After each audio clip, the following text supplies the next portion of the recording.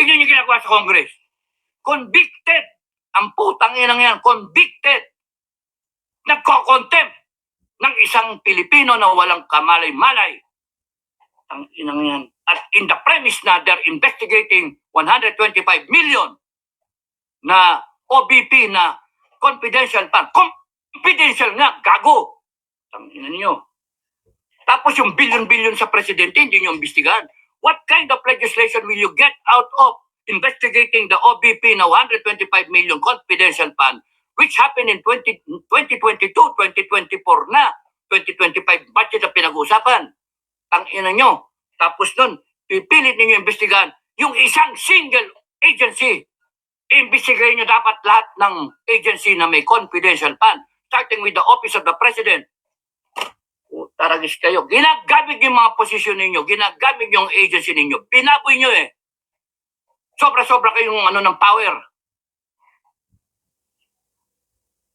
Inisita na ako ng asawa ko, mamayin to ulo ko.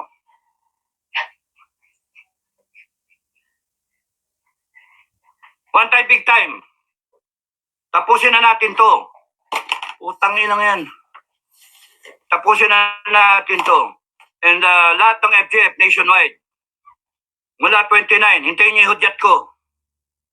Hintayin niyo, maganda kayo. AFP-PNP, ang tanong na lang, lalabas ba kami na armado? Armado. Pagandaan ninyo. Peaceful, sinasabi nila. Peaceful, mga Duterte, sinasabi nila. Hindi naman peaceful ang gagawin ng mga yan eh. Titirgasin eh. Tingnan yung ginawa sa kayo, JC. Tanginang yan. Yun na lang pag-uusapan namin eh. Kung lalabas kaming armado o hindi eh. Kung makikisaw-saw kami dyan sa rally na yan na walang armas. For the sake of peace, peace ba? Kayong mga Pilipino, hanggat hindi kayo lumalabas, naghihintayan eh. Naghihintayan. AFP, hinihintay kayo. Kayo, naghihintay kayo ng AFP. Ano na nangyari? Wala. At habang walang lumalabas, tumatapang itong mga tarantadong kriminal nato sa gobyerno na pinalalabas nila na Alam niyo ba, AFP-PNP, kaya ganyan yan, kaya namamayagpag yung mga gunggong na yan. Kasi alam nila kaya kayong bilin. Alam nila professional kayo puno. Alam nila mga kayo, mga mahina ang loob, mga walang bayag, na dinadanggal yung promotion nyo. Kung ako nandyan, to hell with it, to hell with promotion. Ang paglalaban natin ay yung taong bayan. Ang paglalaban natin, yung future ng bansa natin. Every day that you delay your action, every day that you defer, what you should have done a long time ago for the Filipino people, hindi nanakaw yung pera. Kasalanan ninyo ngayon. And every day that goes by na hindi kayo kumikilos sa armed forces at PNP, you are tolerating, you are showing that you are tolerating the wrongdoing in government. To hell with that bullshit na sinasabing we are professionals. Hindi kami makikasaw-saw. Putang inang yan. You are professionals. Anong klaseng professional yun? Nakikita nyo, ninanakawan yung bansa ninyo. Nakikita nyo, durugista yung presidente nyo. Na hindi nyo man lang sabihin na magpa-hair follicle drug test ka, gago. Lahat kayo. Taragis.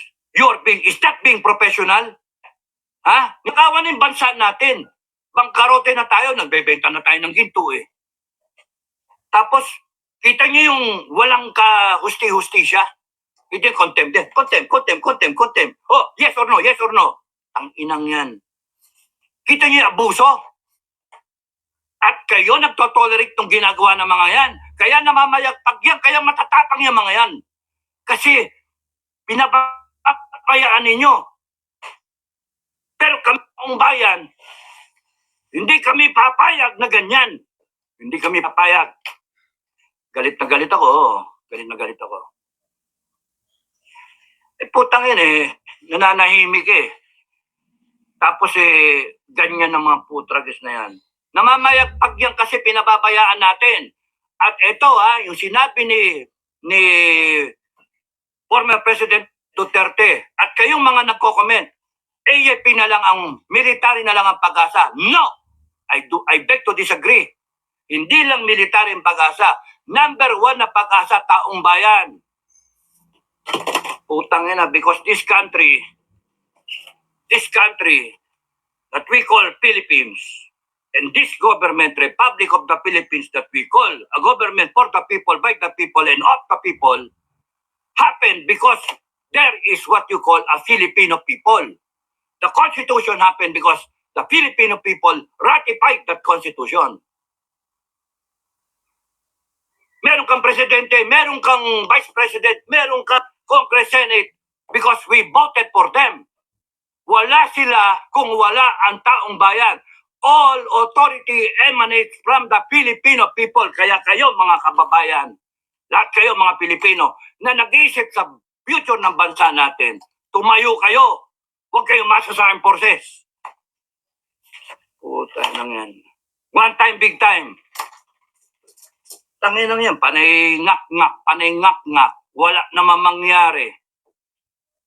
One time, big time. Handa ba kayo mamatay kayo para sa bansa nyo? O panay salita lang? Handa ba kayo? Napagkaniratrat kayo, wala na, takbo na kayo.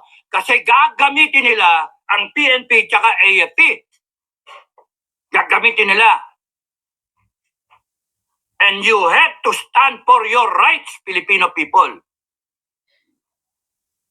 Hindi yung putang na iyak-iyak. Puta na ba? Hindi nyo alam yung ano ninyo, karapatan nyo. Hindi nyo alam yung kapangyarihan ninyo. Lahat ng gunggong na yan nasa ilalim nyo eh. Konstitusyon nasa ilalim ng taong bayan eh. Hindi under ang konstitusyon kung hindi ni-ratify ng taong bayan. Ibig sabihin, we ordained and promulgate this constitution. Binasbasa natin. Binigyan natin na hininga. Yung aspirations natin as a people. Yung kagustuhan natin bilang isang katauhan Pilipino. Nilagay natin lahat sa konstitusyon. Anong ginagawa nitong Marcos na yan? Down the line, Kongreso, lahat yan. They have failed us. They have violated the Constitution. Anong gagawin natin? Tatayuan natin. Itutuwid natin. Ano violation ng violation mga pagsasabihin nyo? Rebellion, sedition. Putang ina ninyong lahat. Tatayuan namin ang Constitution. We will implement the Constitution. Putang gago kayo. One time, big time. Tumayo kayo. Hayop yun. FGF nationwide. Tatayo tayo. FGF nationwide. Hintayin niyo yung hudyat ko. Maraming mga gago. Sige, hanggang dito na lang ako. Maraming salamat sa inyong lahat. Pasensya ka na, hindi ko nababasahin. Maraming salamat sa pakulay. Thank you sa inyong lahat. God bless everyone. God bless the Philippines. PNP, last call. Last call. Prevent this from turning into a civil war. The Dutertes want a peaceful transition, but the Marcoses will not allow it.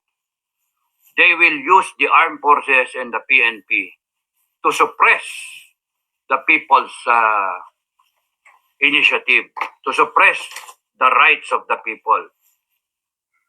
Nasa inyo yun eh.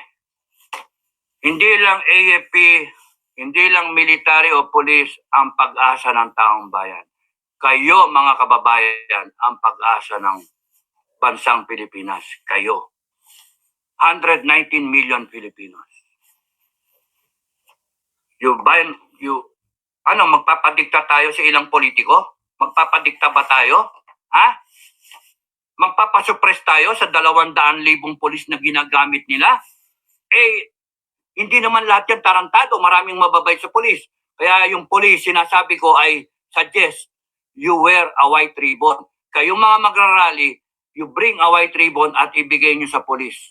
No? We want peaceful transition. We have to do this because we are trying to save the country.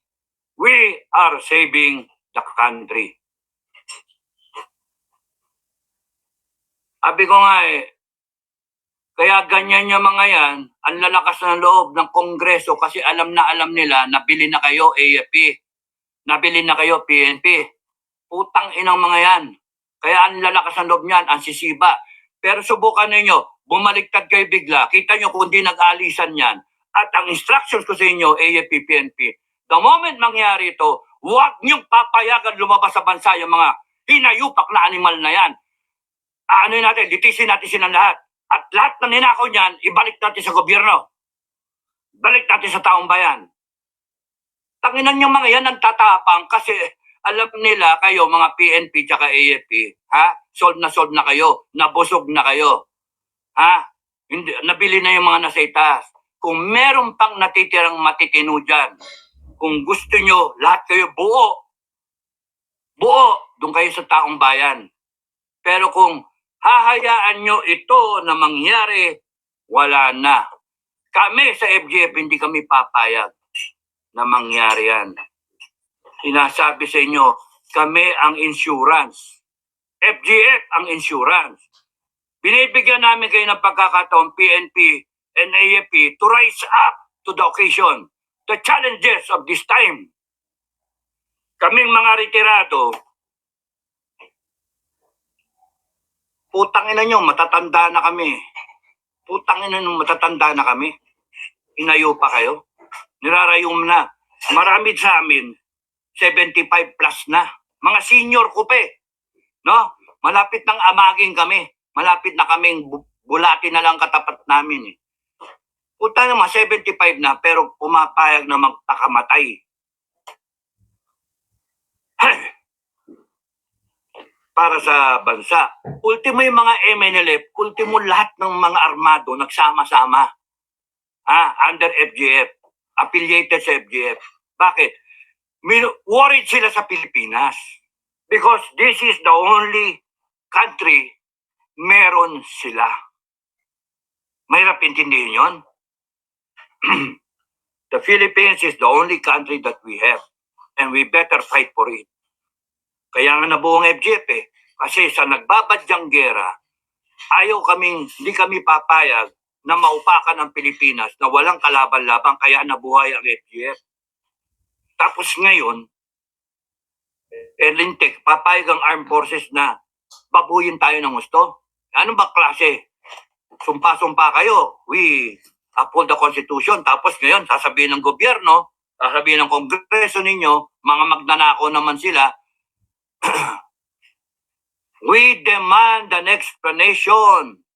Ano nangyari doon sa pinagbilan ng ginto? Ano nangyari sa budget? Ano nangyari sa putang ina?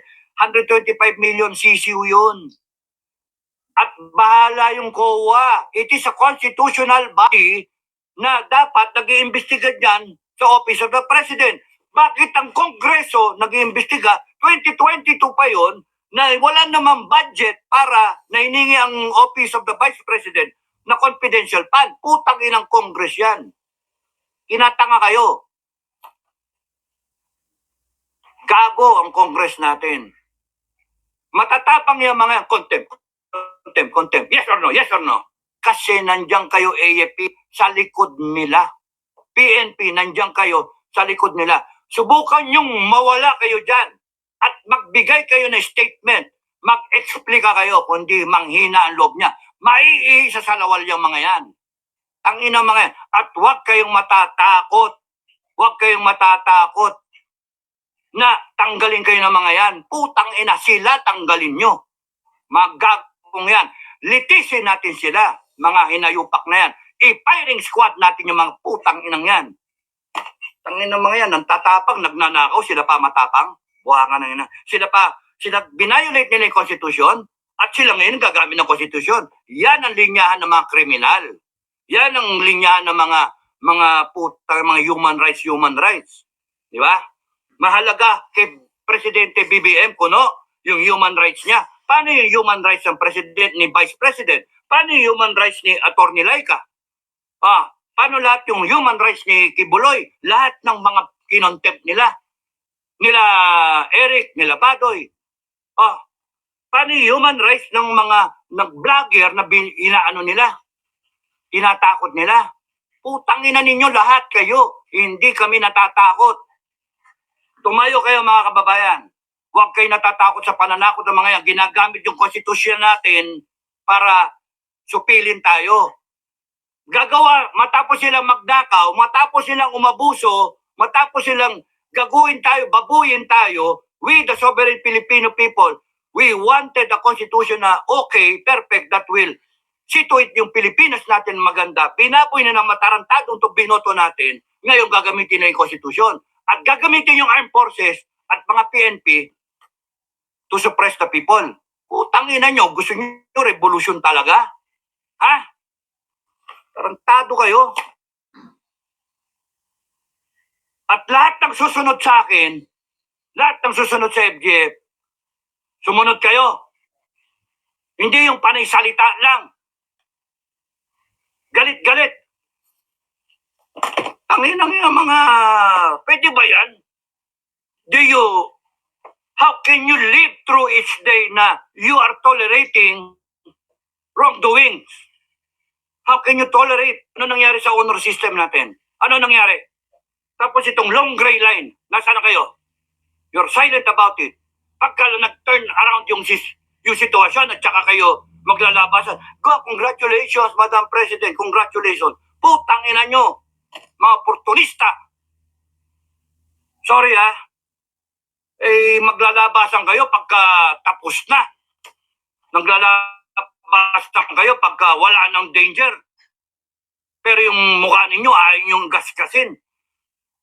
Tragis kayo. At pagka nagwagi sila, mawala mga Duterte, paano na? Iyak-iyak kayo? I'm worried, mga kababayan, as well as the other commanders of FGF. We are all worried for the future of this country. I know kayo mga citizens, you are worried also na ano na nangyari sa bansa natin. Pero wag kayong magsasabi na AFP na lang, wala nang pag-asa. Iba nagsasabi na wala nang pag-asa. May pag-asa as long as there is what you call the Filipino 119 million of us. Kahit nga 10 million lang, 20 million, there's still so many of us na hindi matatakot. AFP is 150,000. The PNP is 200,000. Let them draw strength from the Filipino people. No? Tayo ang magbigay ng tapang sa AFP ninyo at sa PNP ninyo. Tayo ang magbigay ng righteousness, ng tamang asal sa kanila, ng tamang pag-iisip. Ipadama ninyo sa kanila, sa AFP at sa PNP, lalo'y nananahimik, na nandyan ang taong bayan, na never natutulog ang taong bayan, nagmamasid lang. Let us fight corruption, let us fight all forces trying to destroy this country. Binabaliktad nila Duterte pa ang nagde-destroy. Putang ina ninyong lahat. It's not Duterte destroying this country. It's the other way around. It is Marcos and they are the corrupt politicians. It's Congress and the Senate. They are the ones destroying this country and a few scalawags ng PNP at AFP. Hindi pa confirm yung AFP. Confirm yung PNP. Sa ngayon sa intel namin. So, tignan ninyo. Nagtatapag-tapangan yan kasi kayo taong bayan, watak-watak. One time, big time. Tapusin natin to. Ipakita natin yung tama ang mangingibabaw sa mali. Ipakita natin na hindi pwedeng, hindi talaga obra itong nakawan, itong abuso, itong pagsisinungaling, panlilin lang sa taong bayan. Itong bangak, putang ina, BBM, you should be subjected to a hair follicle drug test at lahat na nakapaligid sa'yo. At kayong mga congressmen at mga senador ng mga magnanakaw, you should all be subjected, except for the good ones, you should be subjected to an honest to goodness na paglilitis ng taong bayan to determine kung talagang nagnakaw kayo o hindi. At pagka nagnakaw kayo, ganun kayo. Tignan ko yung tapang nyo. Ako, di ako natatakot sa inyo. FGF, hindi natatakot sa inyo. Tatayo kami para sa taong bayan. Ang hinihintay namin, AFP, PNP, ipakita ninyo na you are worthy still of the people's trust.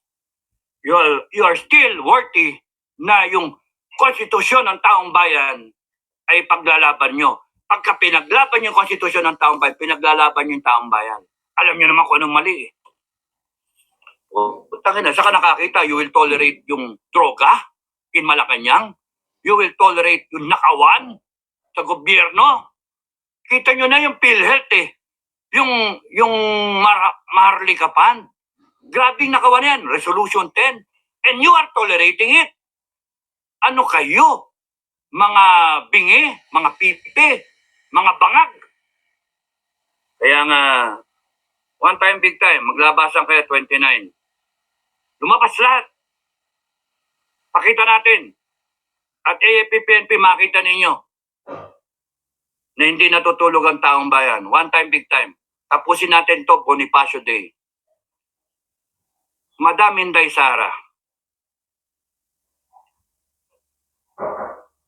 Wala akong paki kung ikaw tumayo at mag-swear in ka as the President of the Republic.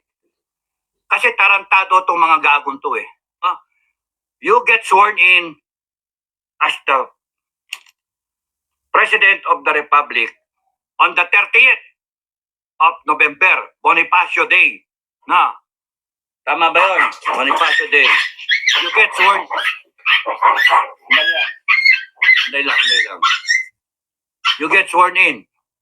No? And people of the Philippines, you be witness. You be witness. Install natin ang Inday Sara. Putang ina ninyong bongbong, tatawagin yung kudita, tang ina nyo. Ha? We, the sovereign Filipino people, will declare Sara as the president kasi sawang-sawa na kami. Ha? Kung naniniwala kayo sa akin, let's declare her as the president. Tapusin na natin to. Wala akong pakialam sa ibang bansa. May nagsasabi nga sa akin. Kaya hindi lumalabas sa mga Duterte. May nga sila, mga lawyer sila. Mga lawyer. Kasi nandyan yung international community na nanonood sa ating lahat. No? Kasi yung panahon ni Cory, took her 9 months, 6 months bago i-recognize ng United Nations. Tama yung argument ng ating mga lawyer. Tama yun. Maraming salamat. Saludo ko. No? Pero come to think of it, putang ina mga ibang bansa. Ayan. Sino ba sila para i-chart natin yung destiny natin? Ang urgency, ang sense of urgency, now na. Tapusin na natin. Lalabas yung FGF. Lumabas kayo mga ka-FGF. Labas tayo 29. No? Wow. At kayong mga taong bayan, lumabas kayo one time, big time. Tapusin natin, 29, 30, tapos na.